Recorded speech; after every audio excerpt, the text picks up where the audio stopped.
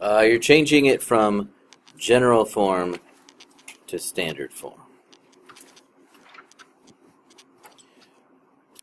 Because it will help you answer the question.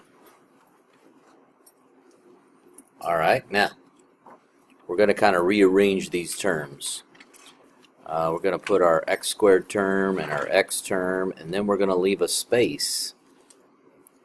I wonder if you can figure out why I left that space. Yeah, we're going to have to complete the square. And we're going to push that 23 to the other side.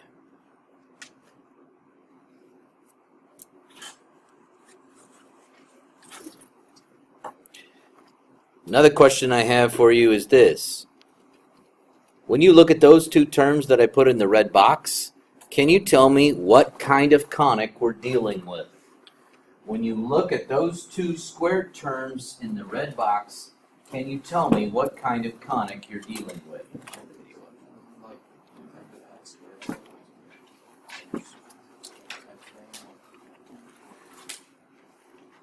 Do you know what kind of conic you're looking at when you see those two squared terms? They're both positive, right? Do they have the same coefficient or different coefficients? Different coefficients. So two squared terms, both positive with different coefficients.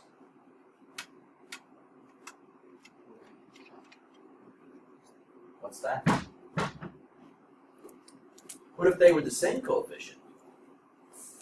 Two squared terms, both positive with the same coefficient. Well, we talked about, folks, when the coefficients were the same.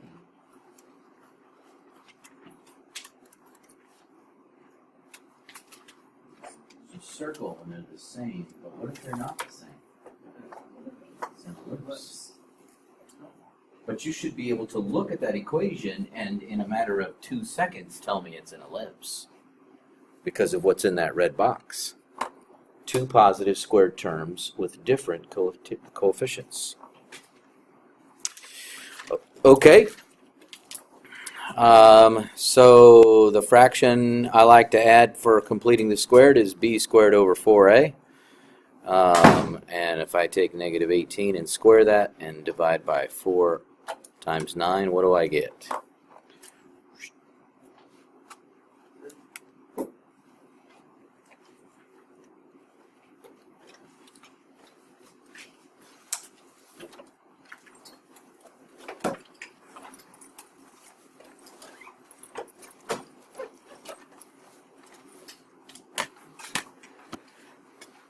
What do we get?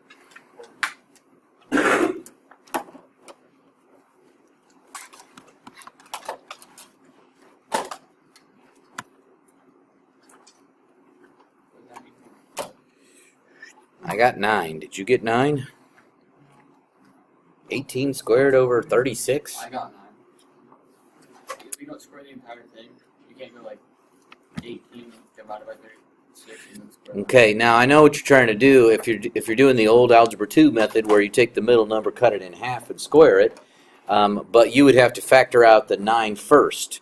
I've always found that when people factor out the 9 first, they tend to make mistakes about what they add to the other side. In my method, I know that I'm supposed to add 9 to the other side.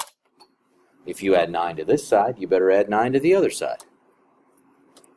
So, if I take 8 squared over 4 times 4, what do I get? What'd you get? That's 4. That's 4? Good.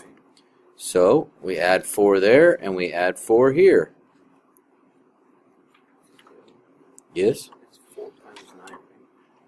4 times 9, that's right. Yep, that's 4 times 9, because that's that 4a in the bottom. A is 9 in that case.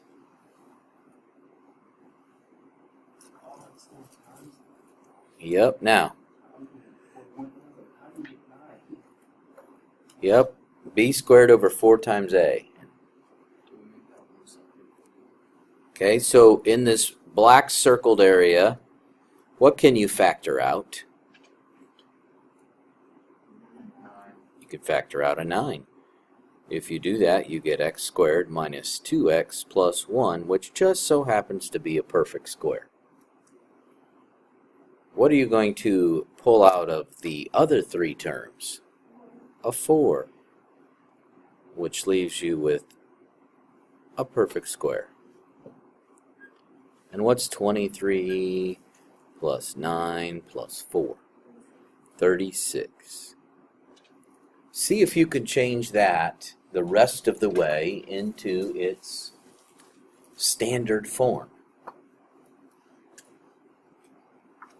Factoring. Factoring and dividing are the only two things you have left. Try on your own and see if you can get it into standard form by factoring and dividing, because you're almost there.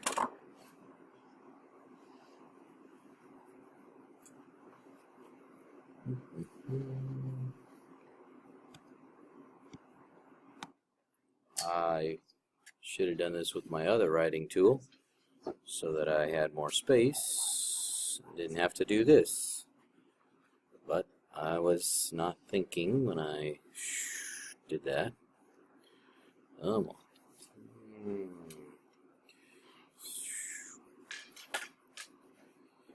I know. Yep, lay your head down until I get done with the erasing. It's okay. Doing okay today, or you got a headache? Yeah. Yeah. Bummer. Okay, so center at what? 1, -1. Okay. A value equals what? 2. B value equals what? 3. And they did ask me for the foci, so I will need C. The square root of 9 minus 4, whatever that is, would be the square root of what? 5. Okay, so graph this thing. We got 1, -1. All right. How far left and right should I go? 2.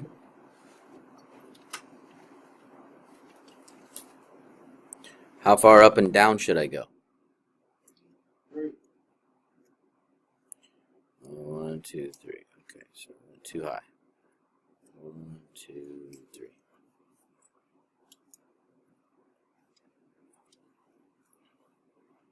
So we know it's inside this. Did I count wrong? I felt like I counted wrong. 1, 2. Yes. Should go up here. What am I thinking? Gee whiz. Oh, and then I got rid of half of it. I should 1, 2. Yeah, okay. Did I count wrong going down? 1, 2, 3. Or did I just get my scale off? Yeah, I made the scale off. You're right, Mr. Query. Like always. I'm not sure I would go there. Okay. Alright, so if I have to, which way should I head with this radical 5? Should I be going up and down or left and right? Up and down. So from the center, I should be affecting the y value. So for foci, I should have 1 and then -1 plus or minus radical 5. What about vertices?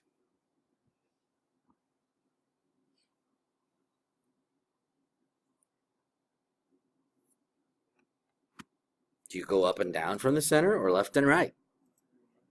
Up and down, right?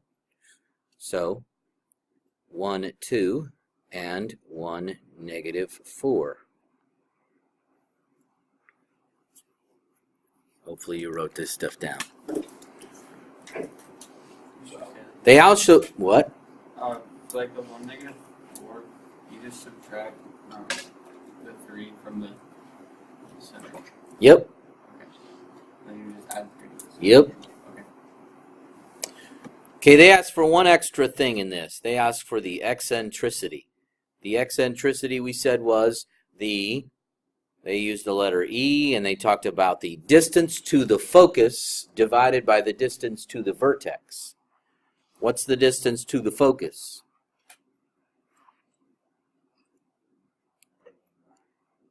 Radical 5. What's the distance to the vertex? 3. So that would be the eccentricity of this particular ellipse. Distance to the focus over distance to the vertex.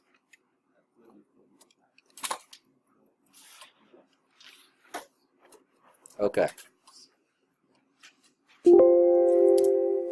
If you need some more practice with that, then you should try 47. Okay, maybe after we get done with notes today, you could work on 47 if you want some more practice with that type of thing where you're completing the square.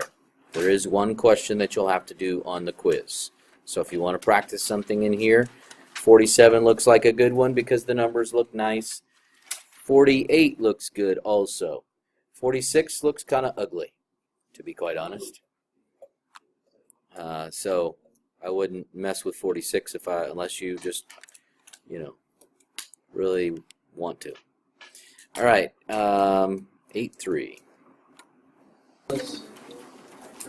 If you got some questions in that document, I'll be happy to go over those with you too.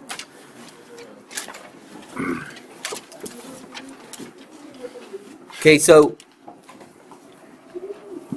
I have to do this in front of you. So we got this ellipse, right? What's the sign? What's the sign between the two square terms of an ellipse? Plus. And what happens if that was minus?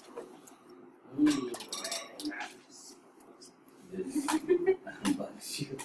thought you were going to say okay, so the ellipse, when you split it apart, becomes the hyperbolic shape. Okay, so that's the idea here. So put two graphs side by side. Does it make your ellipse again? It's like cracking an egg. It's like cracking an egg. Two shells of an egg. All right. Except they go on forever and ever and ever, which makes it a really big egg. Okay, so you can see where your center's at. You can see where the vertex is at. The foci, one focus sits in each one of the branches. Which means when we get to the stage, remember how we do things like draw the imaginary box? The ellipse was inside that box, but that's not going to be true for the hyperbola. For the hyperbola, we're going to be looking at drawing something through the corners of the box. Lines that the branches come closer and closer and closer to but never touch, called what? Asymptotes, thank you very much. Hyperbolas Okay, it's been a good day for you, yeah. All right. The asymptotes of the graph are going to come into play. An ellipse doesn't have any asymptotes, but a hyperbola does.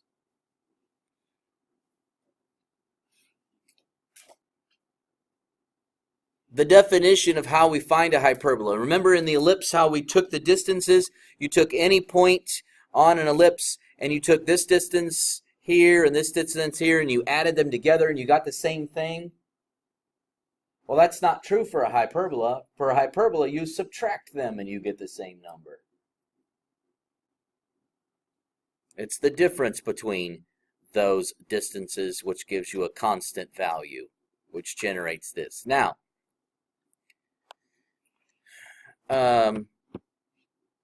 as with other conics, I'm just reading the paragraph. A line segment with endpoints on a hyperbola is a chord of the hyperbola. Yeah, I'm not sure we deal a lot with chords of a hyperbola, but a chord lying on the focal axis connecting the vertices is the transverse axis. In other words, remember how we had the name major axis on an ellipse, which connected the endpoints? Well, they call it the transverse axis for a hyperbola.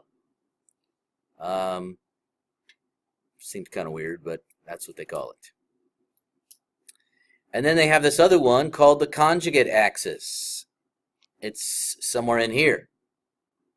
And you're asking yourself, well, wait a sec. The minor axis was pretty easily identified. This is kind of weird how it's not easy to identify the conjugate axis. It is once you draw that box, you know, that imaginary box that the ellipse fit into? Well, that imaginary box is going to be developed by these two axes, the transverse and the conjugate. Now, I was trying to remember think about it. I was like, how in the world can I remember these two? This isn't really a good way to remember it, I guess. But one of the times that we talk about conjugate numbers is when we deal with imaginaries, right? We talk about complex conjugates. I know we can get all kinds of different conjugates, polynomial conjugates, irrational conjugates, and those are, different types. But when I looked at that word, I thought, conjugate, that reminds me of a complex conjugate's imaginary, a line going right between that misses both parts. I don't know, that's just maybe a dumb way for me to remember it, but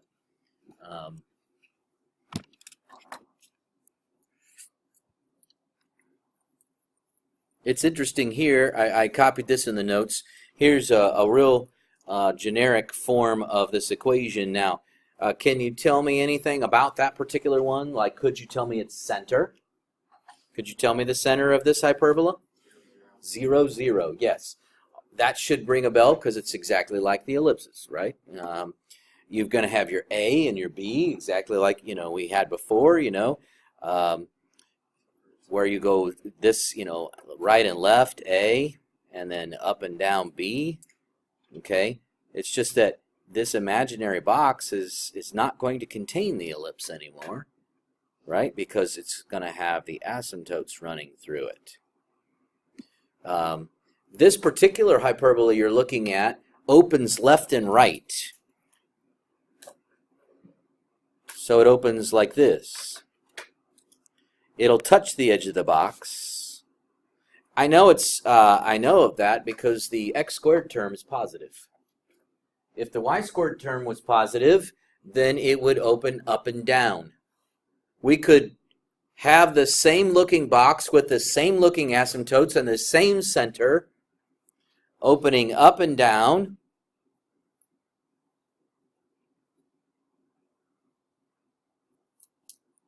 If it looked something like this, y squared over b squared minus x squared over a squared equals 1. That would be your up and down one.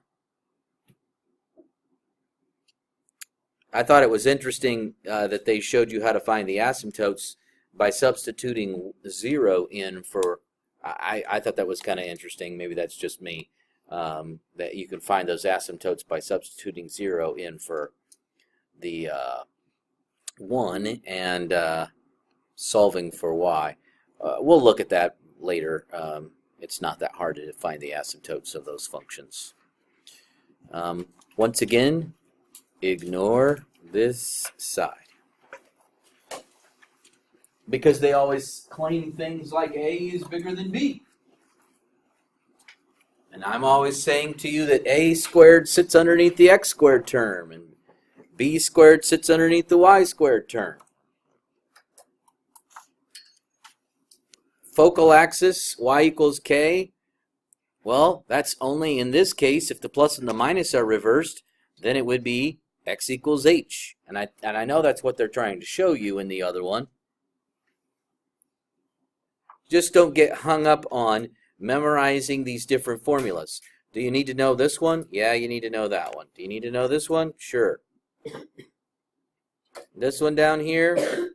Well, that one really won't be that hard to figure out, folks. If you know how to do rise over run, you'll know how to find the slope.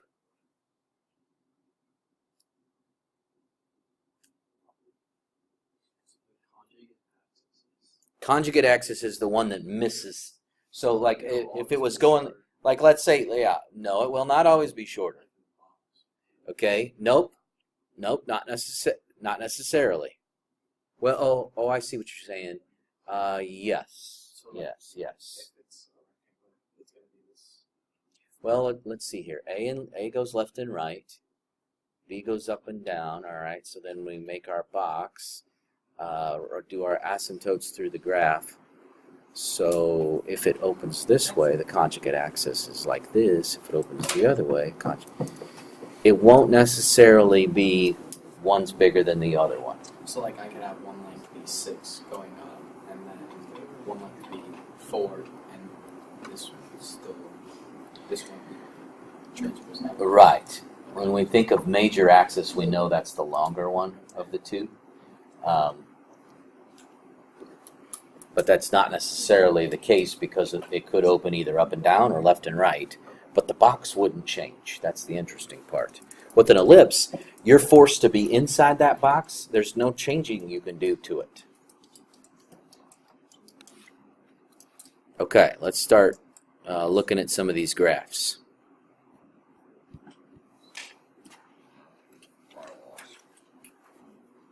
What do you think we should divide everything by so we get 1 on the right side? 36.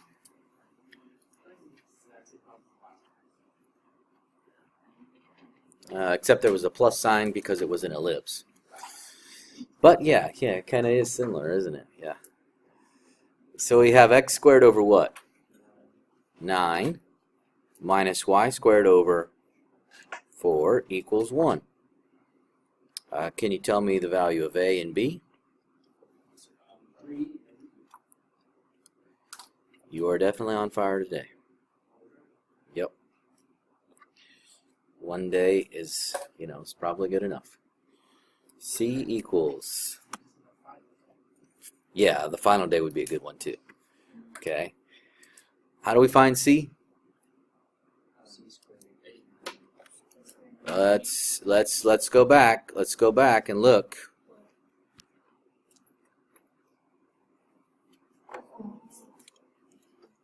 This is the very, very familiar Pythagorean Theorem.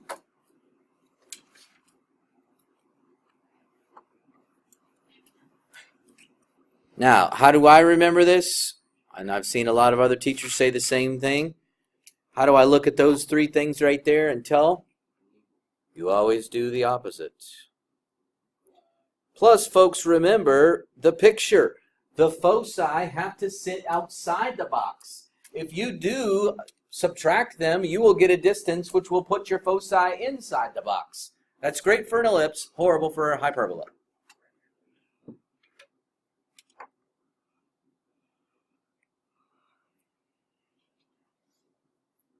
Okay, what's the center? It is 0, 0. Thank you.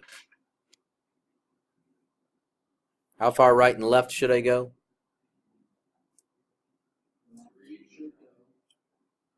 3 and 3.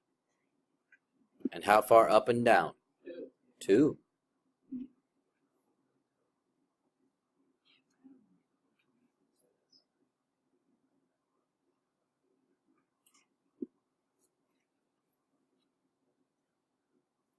Draw your asymptotes through the corners of the box.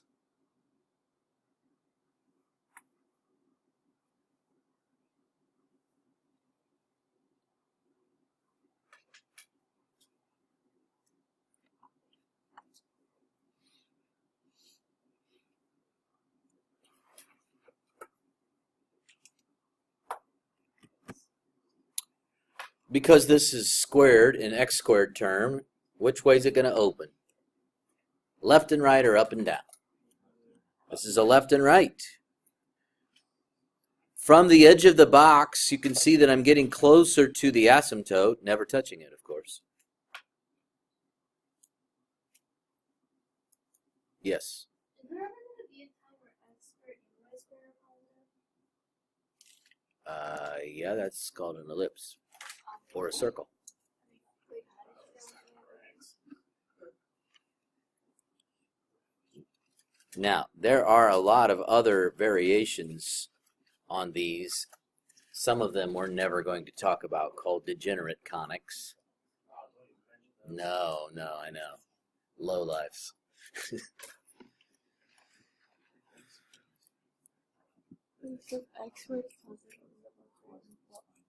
If y squared's positive, then it would open up and down. Okay. So if that had been y squared over 4 minus x squared over 9, then it would have opened up and down. But it would not have changed the box at all, and it wouldn't change the asymptotes at all. It would just change. Yes. What seems to be the trouble? Is that why you did the c equals radical 9 plus 4? Yes, because it's the Pythagorean Theorem. You have to get outside the box. And if you did minus, you would be inside the box. Is minus what we did last time? Correct, for the ellipse, because you have to stay inside the box. So think about this. Just look at me. Subtraction, that's going inside for your foci. Addition would take me outside the box. Wait, did you draw the foci? No, not yet. You stopped me. You said you wanted me to look at the formulas. Okay. All right. Now, what are the vertices? They asked for the vertices. One of them's right here. The other one's right here. 3, 0, at plus and minus 3, 0. Good call for my vertices.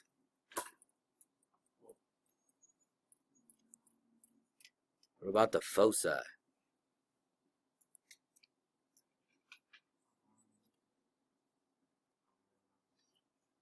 It has to do something with this radical 13.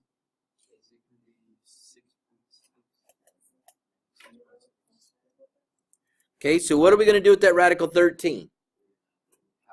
We're going to add it and subtract it from what?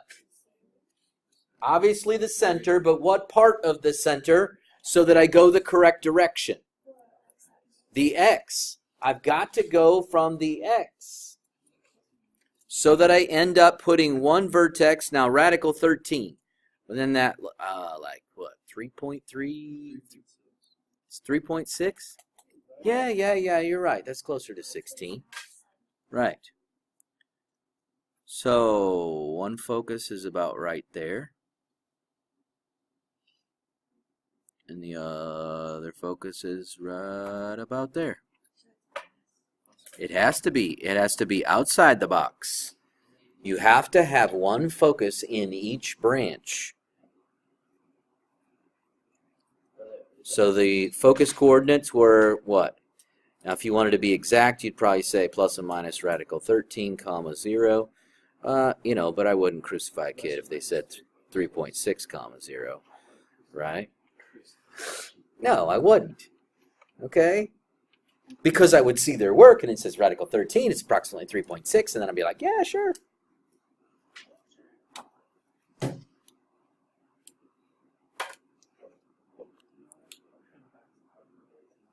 Yep.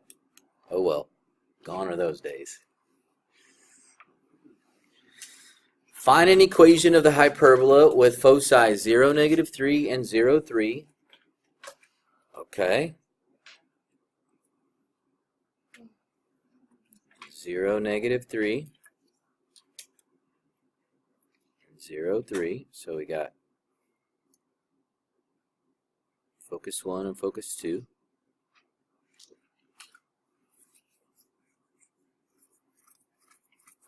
Yes, what? Does it matter which one is No, absolutely not.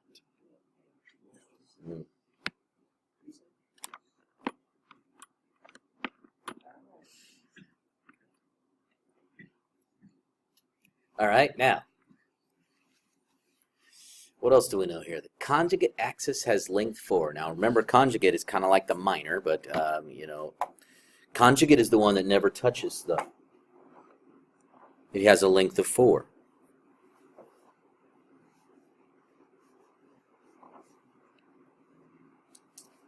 So, what's your center, by the way? Maybe we should identify the center. Center has to be 0, 0, because it's halfway between the foci, right?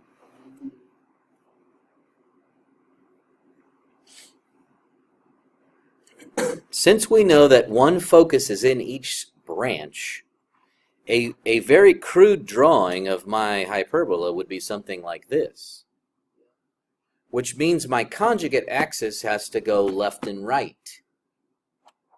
So if it's got a length of 4, how far to the left and how far to the right should I be going? 2 units. Okay?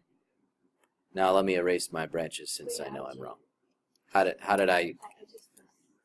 Well, if it's length 4, it has to go 2 one way and 2 the other, right? Let me get rid of my crude branches.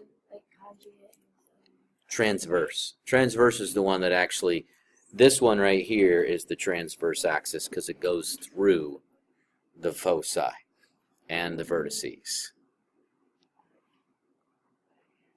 Okay, now, so we know the edges of the box on the left and the right. Not so sure on the edges of the box up and down yet. So this is my A value right here. So what's my A value? 2. What's my C value? 3. That's enough information, right? C squared equals A squared plus B squared.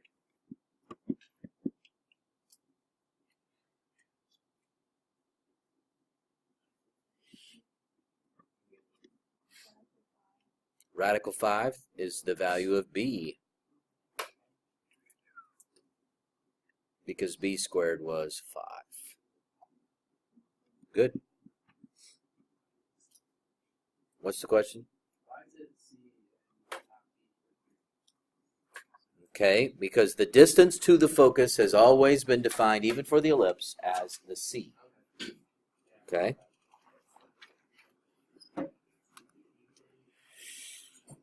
Okay, now,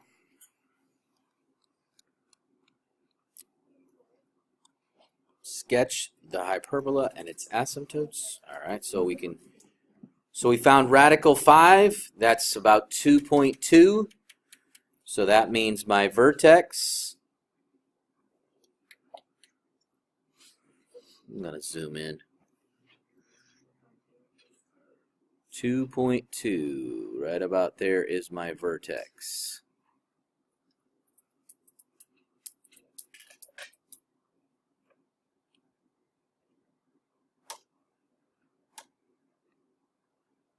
And 2.2 units, oops.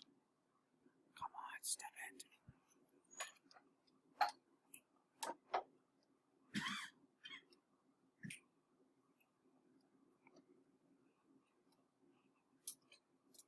That's my other vertex.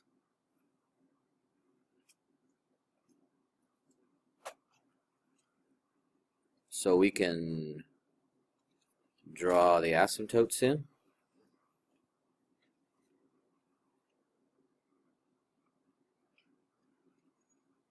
Is this thing opening up and down or left and right? Definitely up and down, yep.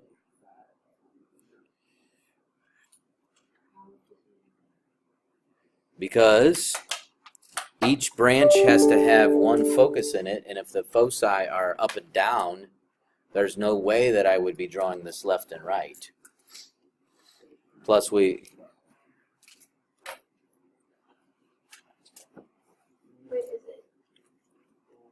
isn't what? What was the vertex? Okay, now the vertices, actually writing them out would be 0, comma what? Plus and minus either 2.2 or 0, comma plus and minus radical 5. I'll take either one of those in this case. Okay, go get some lunch. You guys are, while we're watching announcements. Okay. What was the last thing we had to do here? We had vertices. We needed the foci. No, we had the foci. Sketched it.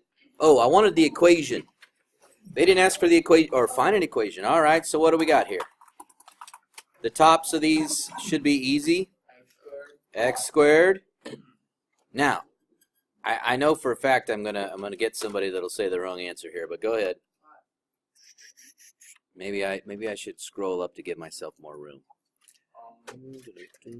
Don't have much room. All right, 4 under the x squared. Are you with me? 4.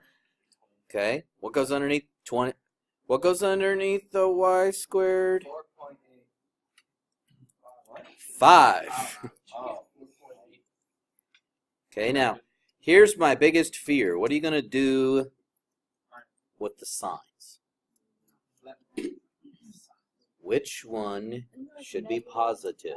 The y squared should be positive and the x squared should be negative. Because the y squared is positive, meaning it opens up and down. Is it the glasses? Are they different? Is that what's like making all these answers come out right today? Because I like it.